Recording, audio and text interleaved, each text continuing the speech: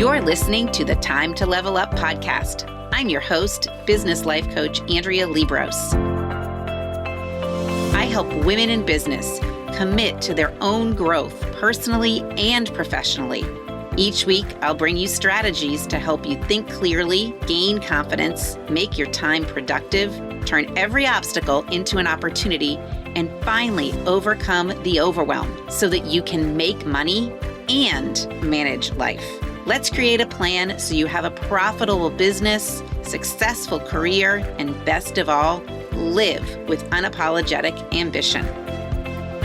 Are you ready to drop the drama and figure out the how in order to reach your goals? You're in the right place. It's time to level up.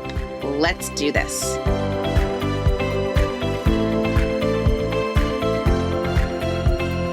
Hello, my friends, and welcome to the podcast. I am so happy to be here with you, and you are probably listening to this in the middle of July or beyond. So how is your summer going?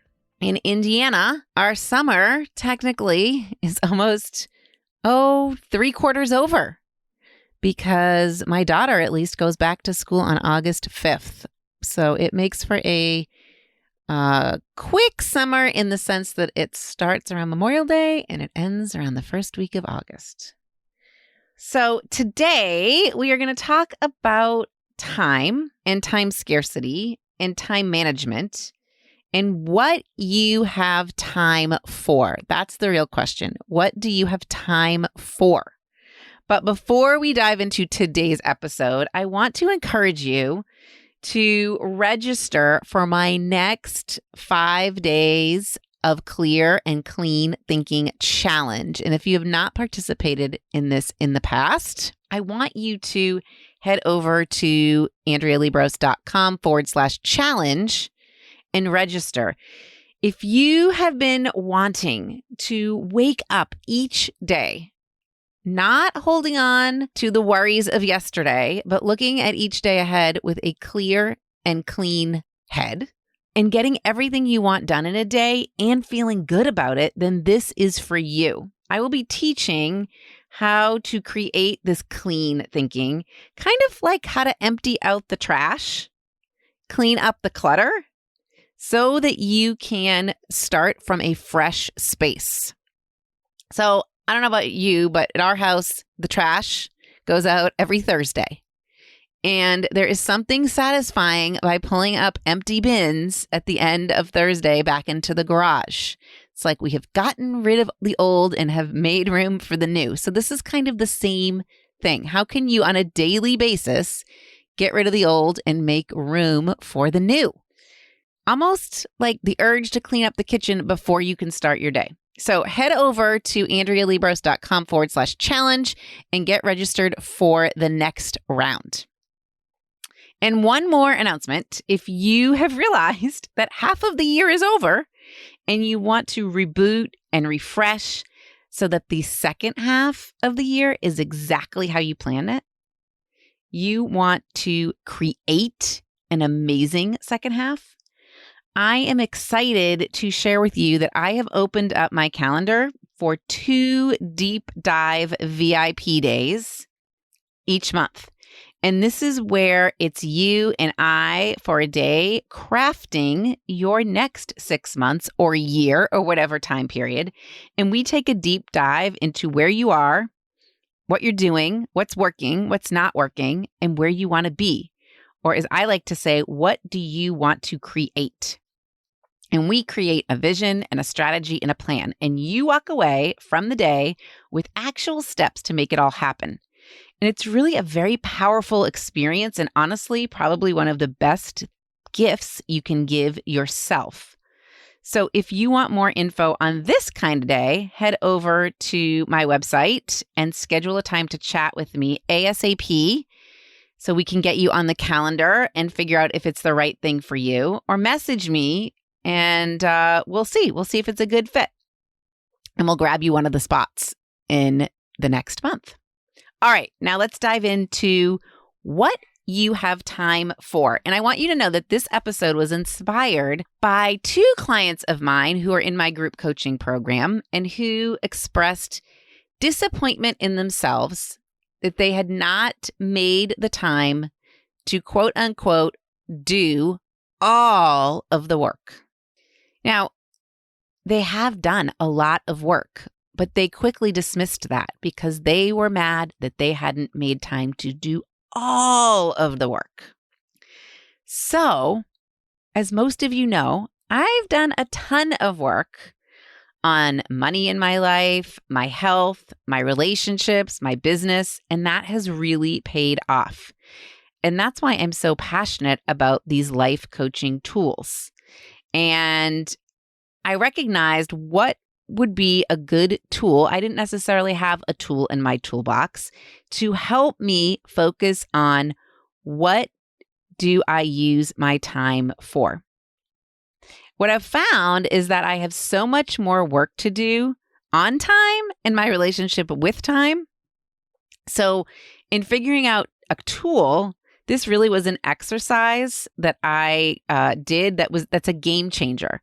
So if you find you're someone who identifies as always being too busy, you're feeling like there's not enough time, you're disappointing yourself in how you're using your time, you don't feel like you're making enough time, this is going to be really, really helpful for you. So how this tool works is that you're going to ask yourself this question: what do I have time for? And then you are going to write down your answers. So more specifically, I'd like you to answer the question in regards to 6 specific categories. And I have created a free download with these questions. So if you're driving or running and listening, you can head over to the show notes when you get a chance and download these questions from the show notes. But here we go. I'm going to list them off and then we're going to talk about them. So number 1 is, what do you have time to think about? What do you have time to say? Number 3, what do you have time to feel? Who do you have time to be? What do you have time to do? And the 6th is, what habits do you have time for? So my clients felt like they hadn't made time for the habit of quote unquote doing the work of being in the coaching group. But what they didn't notice is they did have time, and they actually used their time to attend all the calls. And they did have time and used their time to participate in group discussions offline or online rather, and not actually in the session. And what they didn't realize is that they had made time to do tons of work because they had seen the difference in themselves. So let me give you a few examples of how you might answer some of these questions. When you answer the question, what do you have time to think about? You are probably going to come up with some positive examples and some negative examples. So you have time, or you could have time to think about personal and professional development and growth. You have time, it's a possibility, you have time to think about what you want your future to look like. You have time to think about goals. But you will probably find, if you're answering this question honestly, that you have time to think about some negative things, like beating yourself up or thinking about the fact of how you don't have time. That's one of my favorites. I have time to think about how I don't have enough time. Isn't that fascinating? The reason this question is so effective is if you're in time scarcity, which, by the way, if that's you, you need to listen to episodes 4 and 14. And after this episode, go back and listen to 4 and 14. But if you're in time scarcity, okay, if you're someone who identifies as never having enough time or being busy, your brain is not going to like the question, what do I have time for? Because your brain doesn't think it has time for anything. It's going to think you're kind of being a wise ASS. Okay. That's why this question is magic. It requires you to be wrong It requires you to see what you're missing. It requires you to see what you could be using your time for. Okay, so next question was, what do you have time to say? And again, you might come up with a few positives, like you have time to give compliments and you have time to give praise. Or you have time to say things that make you proud, like we discussed in episode 32. And you might also find that you have time to argue, or you have time to point out what is wrong with your husband. The third question, when you think about the category of what you have time to feel, this is kind of where it gets interesting, because you're probably going to find that if you're in time scarcity, that you're that busy person, that you have time to feel rushed. You have time to feel stressed. You have time to feel worried, to feel overwhelmed. So what's really interesting is on default, you think you don't have time. And that thought creates the feeling of very rushed and in a hurry.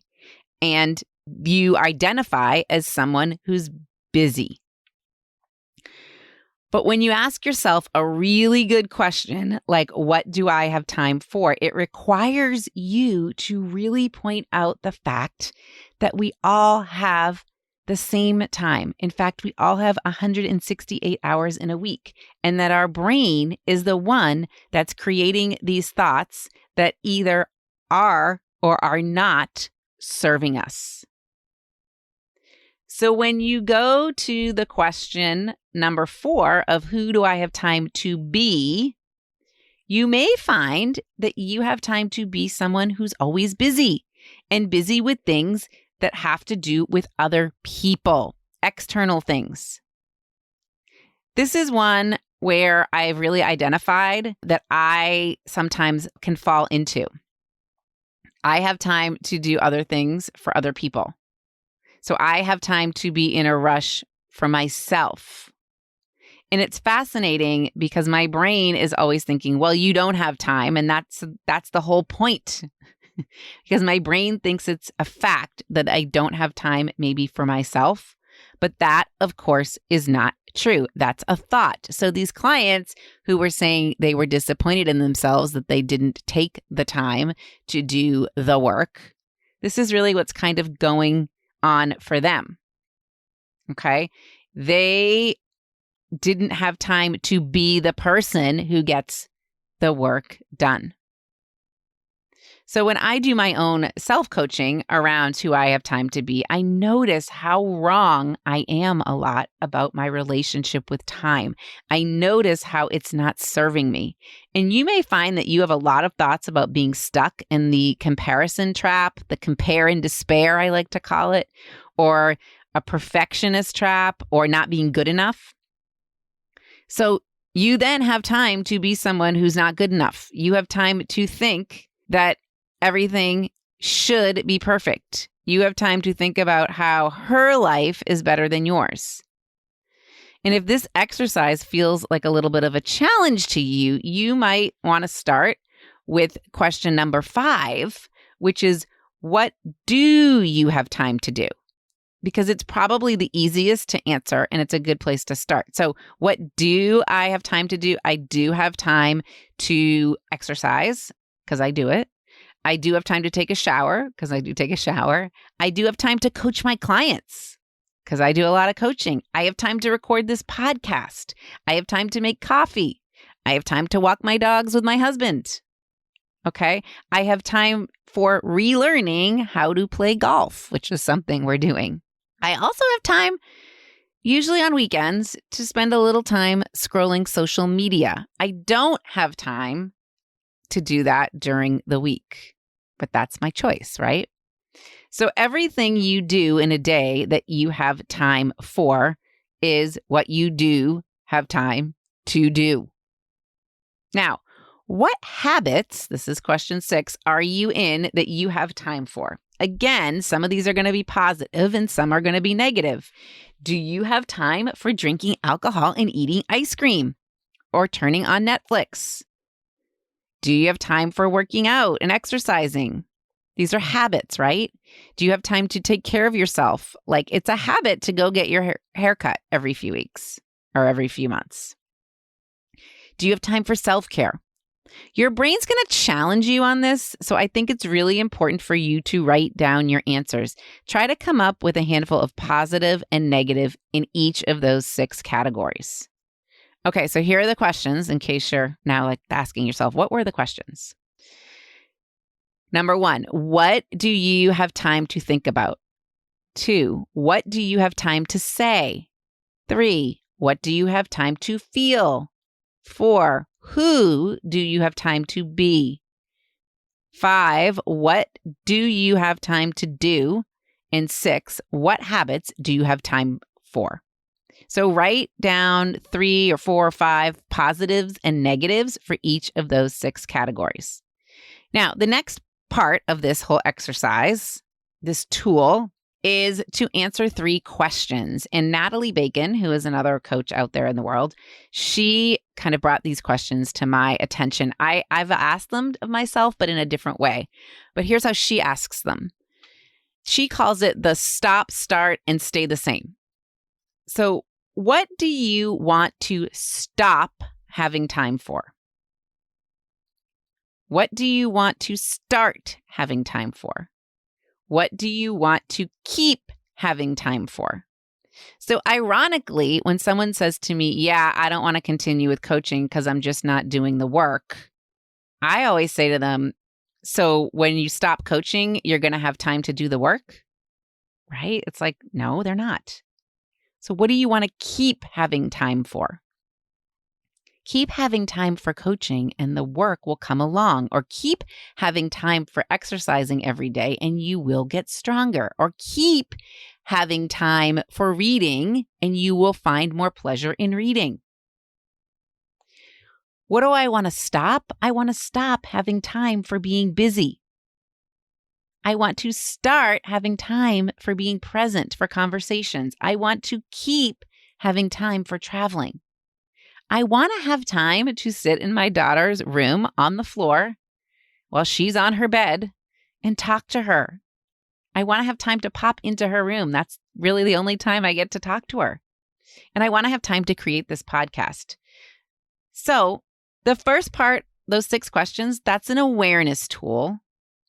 It's what do I actually have time for that I'm already thinking, feeling, being, doing, and saying. And then next part is really, what do I want to stop? What do I want to start? And what do I want to keep going? So there's 2 sort of parts to this whole exercise. And from there, what you can do is you can start noticing when you're in the energy of whatever it is you want to stop, start, or keep having time for. So if you are someone who wears that busy name tag, hello, I am busy, busy's your name, and that's something you want to stop having time for, stop paying attention to what you're not doing, start paying attention to what you are doing, and decide if it's something you want to keep doing. So when you say, oh, I'm so busy, it may just be that you feel busy. And as you start to pay attention to it, you might say, oh, okay, this is the part where I'm feeling busy. I see that I'm thinking I'm so busy. I see that I'm thinking that every day I'm so busy. But what am I actually doing? And from this awareness, you can shift to start thinking a new thought. And from that new thought, you're going to create the new energy of the person who wants to be using time differently. So here's something I hear a lot of. If I ask a client, what do you want to feel? They often tell me they want to feel more present. So if you want to start something like being more present in conversations, at first it might feel awkward because you're consciously thinking about being present. It's like more of an effort, but that's just because you're starting something new. And eventually you'll get to the place of flow, just like you've gotten to the place of always feeling busy, right? And the best way to create the flow is to think ahead of time. Okay, how do I want to show up in my conversation with my friend when I call her? How do I want to show up when I'm sitting at the dinner table? How do I want to show up when I meet her to go on a walk? And then what questions do I want to ask her? How can I make this walk more about her than more about me? How can I continue having time for whatever it is that I love that I have time for, and making sure that I prioritize that? So it's just a way for you to be more intentional with your time using this tool. It's truly a life coaching tool. These are the kinds of things that we talk about in coaching. What tools can you use to make your life better or your business better? Where can you kind of hack your brain to see that it's not that you don't have time? You do have time, but you may be having time for things you don't want to have time for. In fact, if we're talking about this, you probably have time for mindset drama, or you have time to feel stressed. So interesting, isn't it? Your brain says you don't have time, but with this exercise, you'll notice that you're actually having time to think about not having time. It is fascinating. It's interesting.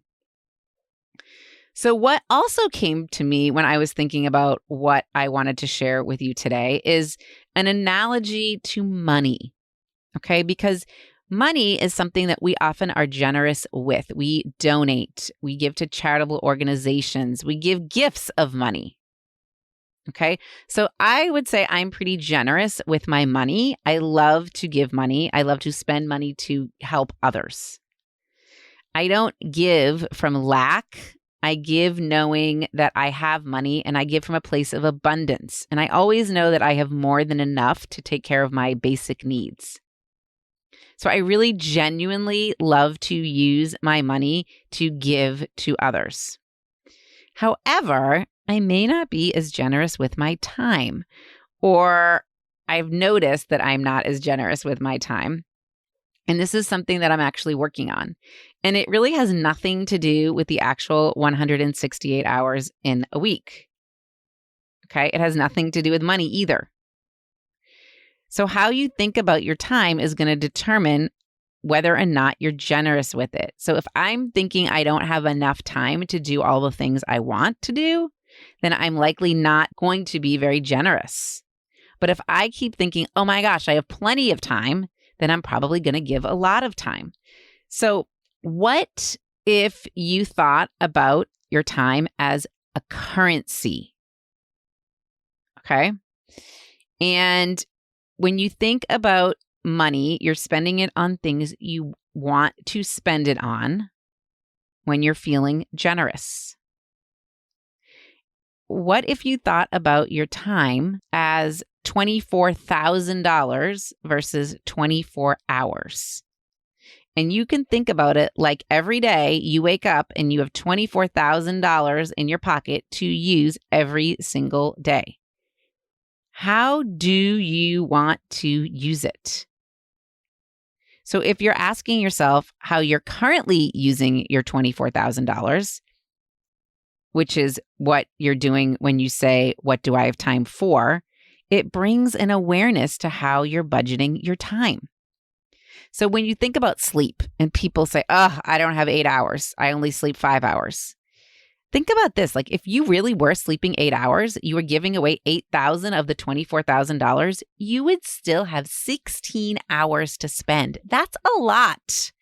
And that's really not much of a difference between 19, right? So if you only got 5 hours of sleep, you'd have $19,000 to spend. If you get 8 hours of sleep, which makes a huge difference in the way you feel, you have $16,000 to still spend. That doesn't sound like a big difference. So why does 3 hours of sleep sound like a big difference? And imagine if you got those 8 hours of sleep, how much more effective would you be in using the 16 hours or $16,000 that were left, right?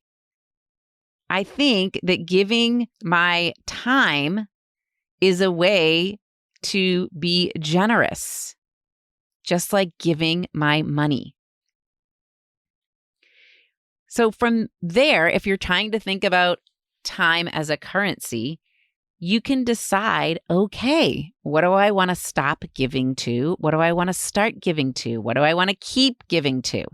What do I want to stop spending money on? What do I want to start spending money on? What do I want to keep spending money on? The same is true for time. If you're someone who overworks a lot and has that identity as someone who had time to overwork, how do you completely shed that identity? Do you want that identity anymore? And what if you said no to the identity of overworking and busy? What would that shift? I've been coaching a lot on this, shifting from the identity of being busy to the identity of having time and space. And if you're in one of my group coaching programs, Committed to Growth or Level Up, we've been talking about this. We actually took an inventory of time over the past few weeks. And I'm going to be coaching specifically on this even more in these groups. And I want to encourage you that if you want specific coaching on this kind of thing, to come join us. It's just something to think about. So that if you have a relationship in time in your life where you're always feeling busy and there's not enough, you can take what you've learned on this podcast and apply it, but you can apply it in a much deeper level if you are making the time to get support on it, to get the coaching, right? So when my person said, yeah, I don't want to keep going because I'm not making the time, I thought that was kind of ironic. So you are going to make the time if you stop coaching? That doesn't make sense. Inside groups with a coach, you can kind of see your mind in a place where you can't see it alone. So while it's going to be a really great exercise for you to do this once to see what comes up, it's going to be way more powerful if you make the time to do this work, this kind of work on an ongoing basis, to really make sure that you're practicing and implementing what you're changing with respect to your relationship with time. So I know we'll do a lot of that in my coaching groups. One which is called Committed to Growth. Get it? Committed. That's pretty funny when we're talking about committing to creating change. So if you're someone who has a hard time committing to your own growth, then this might be for you. This group might help you stay consistent. And even if you're not Committed to Growth or in any coaching, I want to encourage you to do this on your own on an ongoing basis. Weekly, monthly. Ask yourself, what do you have time for? Ask yourself those specific 6 questions. Answer them with a couple positives and a couple negatives, and see along the way if you're transforming your relationship with time. And if not, come get extra help so that you can get out of this time scarcity, being always busy and rushed mentally. So coach with me. Coach with me. Ask yourself the 6 questions. Share your answers with me. Direct message me. Facebook message me. Email me. Ask for coaching on it. Ask for coaching on what to start, stop, or keep doing. So if you've loved this podcast, you are going to love continuing this work. Who is your coach? I would be honored to be your coach, because it is through coaching, working directly with you, that we can take everything on this podcast to the next level. And I invite you to join an amazing group of women and deepen your own personal and professional development. So head over to AndreaLibros.com and learn about all of the different ways in which I am working with women. As I mentioned at the beginning, there are options, and I bet one might fit you. So that is what I have for you today. Assess what you're doing with your time and what you're not doing. And I will talk to you next week. And remember, there's always time to level up, to up your game, to up you. Have an amazing rest of your week. I will talk to you next time. Thanks for tuning in to today's show. If you're ready to commit to personal and professional growth, move forward, make money, and manage life, head to AndreaLibros.com. That's ANDREALIEBROSS.com to find out about the ways we can work together. Until next time, go level up.